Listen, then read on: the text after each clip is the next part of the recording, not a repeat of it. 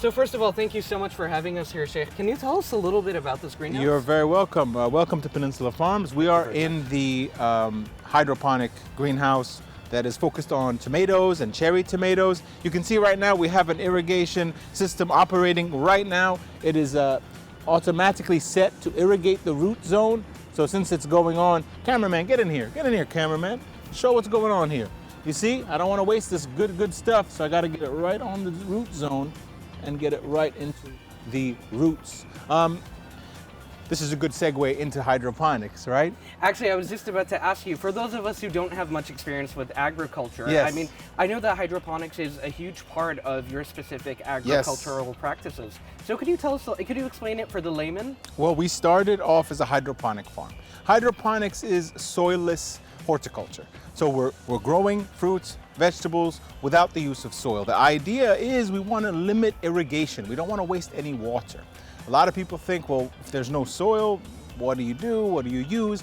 We use a substrate called rock wool, and it is basically a placeholder for the seed and then a placeholder for the roots. We then irrigate that root zone with nutrient-filled water that is collected after it's done irrigating, doing its purpose, and repurposed and reused for other agricultural projects. Now in the lettuce greenhouse, which you will see in a bit, we recirculate that water. But in the vine crop greenhouses, we do not recirculate that irrigation water. We use it for other open field agricultural projects that we have here on the farm. Honestly, it's something that it's very beautiful to be in. I saw when you guys entered today, you were very impressed and happy to be around fruits and vegetables growing in the middle of the desert. It's very nice to see them off of a plate as well and actually see how they form. And you have them in various different stages as well, which gives it a lot of variety in terms of color and size. I mean, when you see the tomatoes, different varieties of tomatoes grow in different ways. This particular variety grows in stages, and the ones that when they are red and ready and ripe to be harvested, we can harvest. So it's not very complicated. You just get in there, you get right to that little area, and bloop, and there you go. And that's your tomato. You can take it home, have it for dinner tonight. We have cherry tomatoes, and they grow in a different cycle. You can get the full vine crop together. Peppers are different as well. They are also a vine crop. Cucumbers also a vine crop. Lettuce is a different type of growing, but all in all, they are all hydroponic. But Peninsula Farms doesn't only work on hydroponics. We work on open field agriculture as well as dairy production and other things, and we'll talk about that along the way.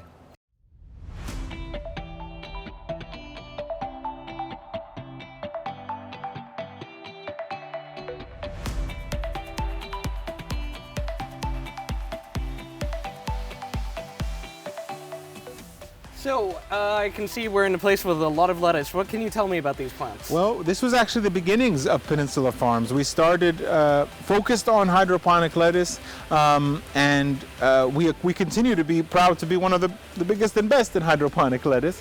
Hydroponic lettuce is just that.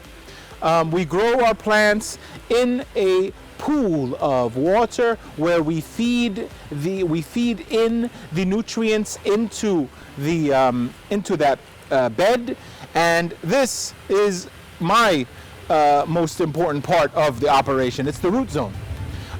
If the roots are of light color and have small hairs, as you see, some of the smaller hairs, that means that we're doing things correctly. That means that we are cooling the water. That is our highest cost. It's cooling that water. That means we are feeding the water with the appropriate amount of nutrients to keep these roots looking the way they are. I mean, look at them. You got quite a bunch of roots right there. And that head is going to continue to grow as it gets ready for harvest. I would say it got 2 to 3 more weeks to this, and then it'll be perfect. So yeah, it looks absolutely beautiful. And you know, it is very interesting to see how it differs from the tomatoes in the greenhouse, how these are actually in a pool of water. Yes, because we are growing the plant that we are ultimately harvesting and eating. It doesn't have to be done in a similar way. I mentioned rock wool earlier, where I house the roots for the vine crops. Well, I use rock wool here as well. It is under there. The rock wool is underneath that area right there. You can see the tips of it right there. It is where the seed begins. And when that little plug of rock I put the seed in, the seed will germinate, the plant will grow from one side, and the roots will grow from another side. So that rock wool gets the plant to grow. Ultimately, with lettuce, we only have to keep it healthy and alive for 40 days, 45 days, 50 days, and then we harvest. Much different than a vine crop, as you saw earlier. And I can imagine that's probably why it was a good plant to start with as well? I think, there was a big trend at the time with hydroponics, and there was a big trend with food security, and there still is. And we're very happy that it's catching on, and we're very proud to be involved with it. Hydroponics is wonderful, wonderful. I cannot speak negatively about hydroponics, but it is not the complete solution to food security, in my opinion. So yes, we did start with lettuce, and then we moved to tomatoes and vine crops, but now we are proud to be moving to open field agriculture as well. Because ultimately, on your table, when you have futur in Ramadan coming up, we hope you eat your greens, but we know you're probably going to eat tarid. And when you have your tarid, it's probably going to have more root vegetables than it does this lettuce. So we have to focus on a full, complete solution of locally grown products. And that's what we're doing here at Peninsula Farms. And we can really see all of the effort that you guys put into providing all of these really high quality products. And I do want to say though, I mean, there is something I'm quite curious about, that yellow band. Yes, well, something that a word that is very important to anyone who likes vegetables, fruits, is pesticides. They get very nervous when they hear that word. Well, here at Peninsula Farms, we have developed an IPM program that is an integrated pest management program.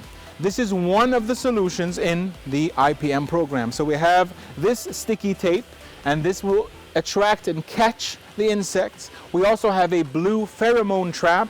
Maybe you'll catch it in some of the clips that the boys here got earlier.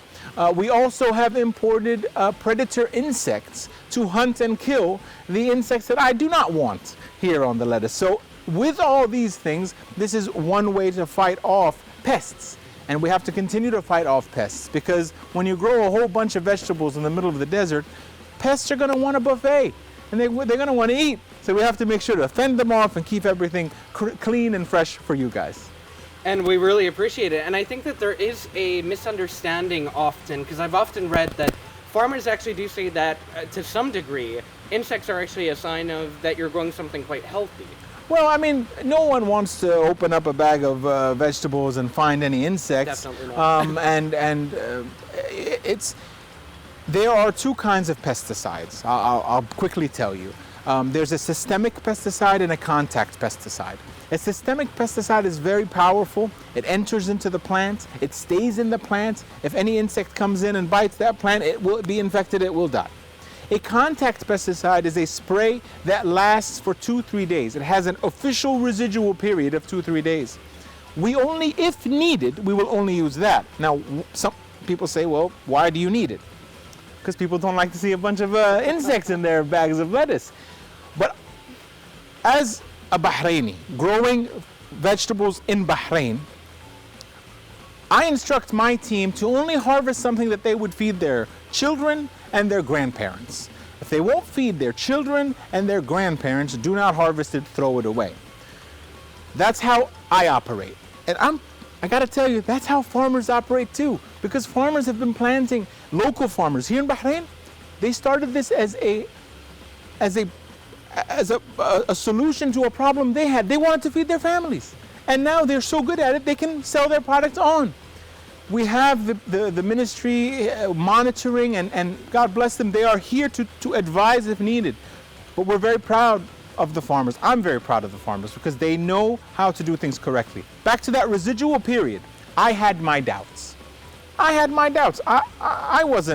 didn't study agriculture, and when they told me that there's this insect pesticide, and if you put it on, it will kill the insects. I said, well, what if it hurts us?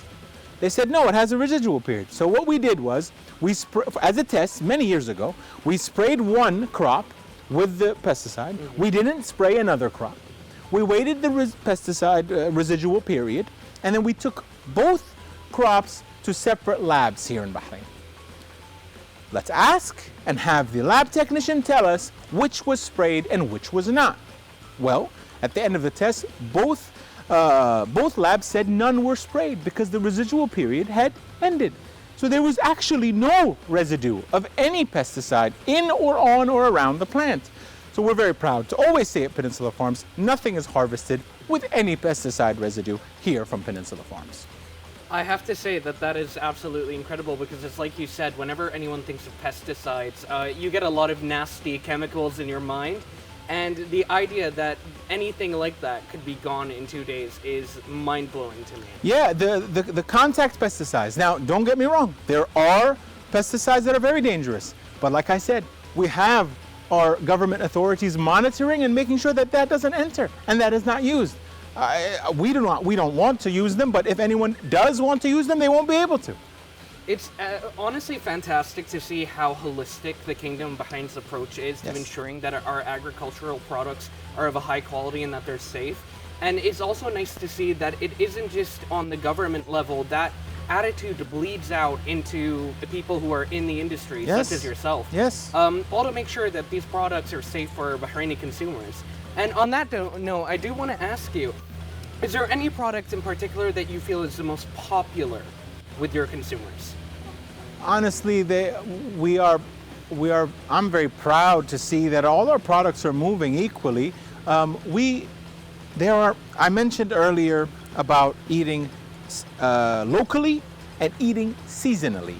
So eating seasonally. Back in the day, my grandparents wouldn't eat a strawberry in the summertime. This wouldn't happen. They wouldn't eat a watermelon in the wintertime. They wouldn't do it. Now everyone eats everything all the time.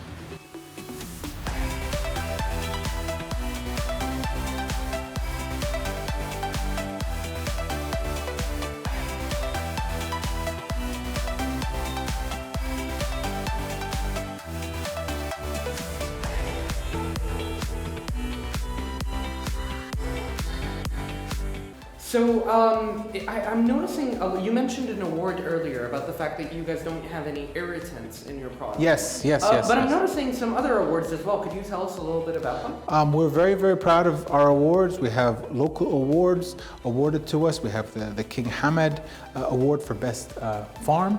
And we also have the Sustainability Award from Temkeen. And we also have these Superiority Taste Awards awarded from an international taste institutions in Brussels. All these awards are wonderful and they mean so much to me, but the real awards are over here if you ask me. These are the products, these are what we hope to reach your home and hope to reach every Bahraini. We have our products lined up, you can quite see them very clearly. Cucumbers and bok choy and different lettuces and little baby eggplants and pumpkin, tomatoes. And then at the end we have our dairy products. Our milk, full fat and low fat, in two sizes. This is goat's milk. This is natural goat's milk. It's non-homogenized. From the milk we made our cheese and lebna, and a small sample of all our products. And it's really nice to see how versatile actually these animal products are, because you can go from anything from meat to milk to cheese to soap. Yeah. Your animals, like, are they specialized? Do you find yourself categorizing them in terms of this one's for milk, this one's for cheese, this one's for goat? No, we have two varieties of goats. We have cared for them and kept them in those. We have alpine goats and Nubian goats, and together their milk is mixed, and we produce from it all our dairy products. Bahrain has the ability to produce all of this and so much more. And we see it every week in the farmers market, and we see it every week on the shelves of our store. And we hope that the people watching this today look for Bahraini products and are proud to have them and try them and support them, because it will only encourage more growth and more production. So what's my favorite? Anything made in Bahrain.